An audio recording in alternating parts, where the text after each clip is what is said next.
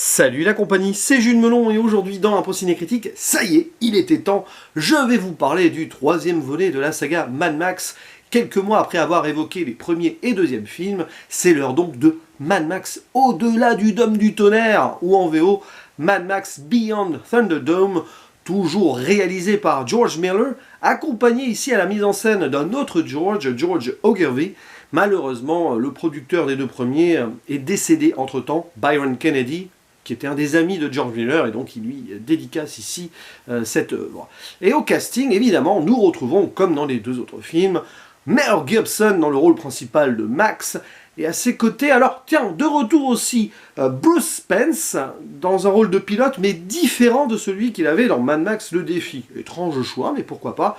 Mais surtout, donc, nous avons ici le rajout d'une guest star, la chanteuse Tina Turner, qui va laisser sa trace ici au niveau de sa prestation, mais aussi avec le générique final, le fameux « We don't need another hero ».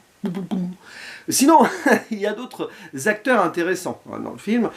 Helen Buday, il y a Angelo Rossito, qui avait joué, alors il était âgé à l'époque, dans le fameux Freaks, la monstrueuse parade de 1932. Et il est là donc, il joue un petit peu le cerveau d'un des endroits qui sera visité au début du film. Et il y a également Angry Anderson, qui n'est nul autre que le chanteur du groupe hard rock australien Rose Tattoo. Voilà. Citons aussi la présence de Paul Larson, qui joue un géant ressemblant un petit peu à Sinoc des Goonies, sorti la même année. Tiens donc, oui, parce que Mad Max au-delà du tonnerre est sorti en 1985. Et donc, l'histoire se déroule 3 ans après le second volet, et Max toujours en train de déambuler dans le désert tel un bédouin. On est presque dans Lawrence d'Arabie, là, avec des chameaux, presque la cape et tout. Et à un moment, il se fait attaquer par un pilote qui lui vole ses chameaux. Il va se retrouver donc à pied, à 2 doigts de succomber peut-être, mais finalement, après quelques déambulations, il tombe sur une ville post-apocalyptique, donc, puisque c'est un monde après une apocalypse, oui, post-apocalyptique, hein, ça suit la logique des deux d'avant.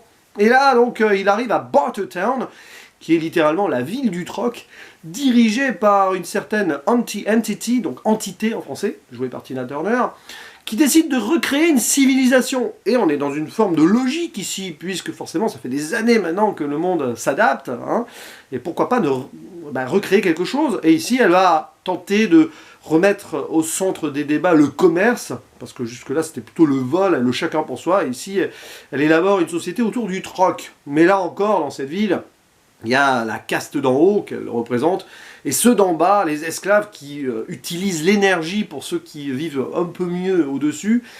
Énergie à base de méthane récupérée de fientes de porc. Et ouais, comme quoi, c'est très amusant.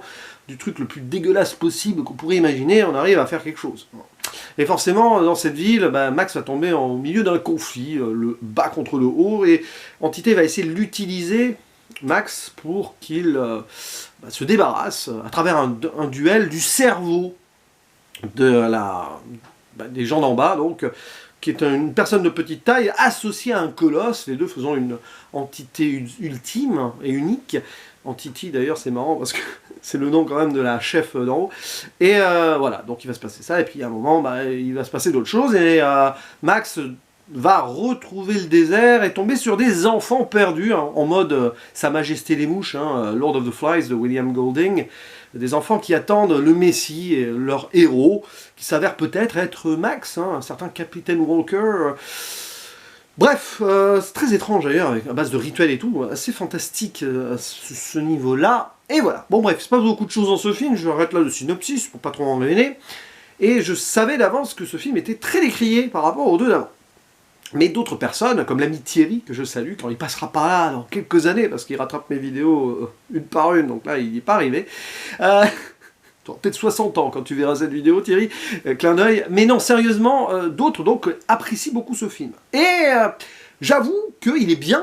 Alors il est peut-être un peu en dessous du second, je le mettrais à peu près au niveau du premier, mais dans des ambiances totalement différentes. Ce qui est intéressant ici, c'est que George Miller, il poursuit l'exploitation de son univers avec un film différent des précédents. Et ici, il y a quelque chose d'épique. On n'est pas loin du péplum, hein, dans la première partie, dans cette ville, ce combat dans l'arène, là, il y a quelque chose comme ça. Et aussi, donc, je l'ai dit, Lord of the Flies, il y a beaucoup d'ambiance, beaucoup de petits trucs fascinants dans ce film.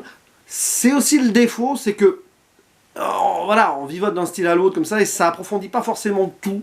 Enfin, t'as une impression d'inachevé à la fin, notamment cette ville, donc Bartertown, t'aimerais en savoir plus sur les conflits qu'il pourrait y avoir à l'intérieur, comment les gens y vivent, même si on voit bien aussi les esclaves qui donc s'occupent des ports, etc. Mais t'aimerais beaucoup plus encore. C'est presque une petite frustration, de même chez les enfants, donc isolés, qui attendent, je sais pas, quelqu'un, donc un Capitaine Walker, parce qu'apparemment c'est des descendants d'un survivant de Crash. Pourquoi pas, hein. Et il y a plein de petits trucs comme ça qui sont passionnants, mais ce n'est pas ultimement développé. Bon, voilà. Cependant, c'est un film assez unique, je trouve, et c'est amusant parce que j'avais déjà fait la remarque avant, évidemment, parce que moi, personnellement, je fais partie de ces rares personnes qui avaient découvert Waterworld avec Kevin Costner dans les années 90, avant cette trilogie. Et bon, j'ai vu avec le recul que oui, Waterworld était très inspiré de Mad Max. Mais j'ai envie de dire que c'est peut-être même ce troisième opus qui inspire encore plus Waterworld, notamment donc, dans ce film de Kevin Reynolds, quand ils sont dans cette ville qui flotte là, il y a des petits trucs comme ça qui rappellent à certaines choses de la ville Bartertown là.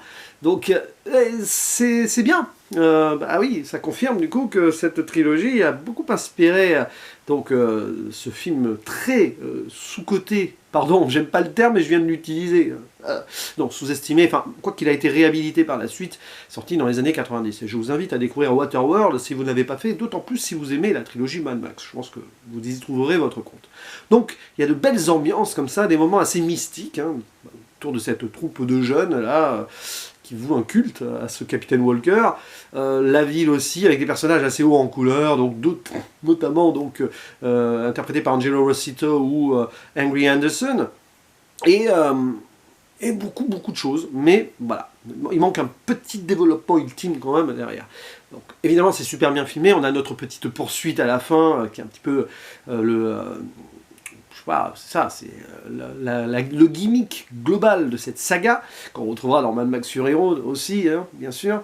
Et c'est passionnant de voir aussi à quel point ici, ce métrage s'inscrit dans une potentialité de nouvel espoir post-apocalyptique, en gros, une nouvelle civilisation potentielle ou pas. Et limite, quand tu arrives à la fin, tu te dis, mince, on aurait aimé en voir plus, mais on va dire dans la continuité, puisque Mad Max Fury Road, c'est plus ou moins un reboot-remake, grosso modo, hein, oui, on va dire reboot plutôt. Mais bon, en tout cas, oui, bon, il propose autre chose, hein, n'empêche Mad Max Fury Road, qui aurait pu être ce qui aurait été proposé dans un Mad Max 4. Donc, voilà. Non, franchement, je trouve que c'est un film qui est très passionnant, Mad Max au-delà du Dôme du Tonnerre, au Beyond Thunderdome. Au niveau des actrices-acteurs, bon, Tina Turner, je la déteste pas, je sais qu'elle a été critiquée pour son jeu dans ce film, il me semble. Non, ça va, ça passe, voilà. On la voit pas beaucoup, hein, en même temps non plus. Les enfants sont assez marquants, voilà, dans cette petite troupe-là, notamment celui qui joue l'observateur, voilà, avec son sorte de maquillage, chapeau, un truc comme ça. Il y en a qui se sont bien entraînés, on les a quand même pris à bras-le-corps, ces jeunes, ils ont subi, entre guillemets, hein, pas mal de petites épreuves pour pouvoir être prêts physiquement pour ce rôle, mais ils ont dû bien s'amuser aussi. Ça se sent, une belle cohésion d'ensemble, et ça donne des moments marquants. Voilà, donc c'est un film plutôt réussi. J'irai pas plus haut qu'un 7 sur 10, mais c'est un très bon 7 sur 10.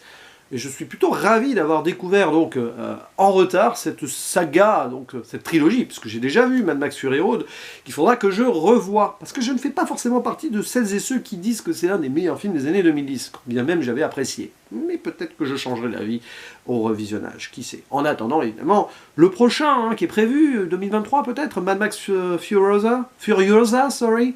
Ouais, à voir, 2024, on ne sait pas, parce qu'avec tous les reports qu'il y a de films ces derniers temps, c'est compliqué. Bref, n'hésitez pas à dire en commentaire ce que vous pensez de ce film, de Tina Turner, de la saga, de tout ça. Quant à moi, il ne me reste plus qu'à vous dire à la prochaine, ciao.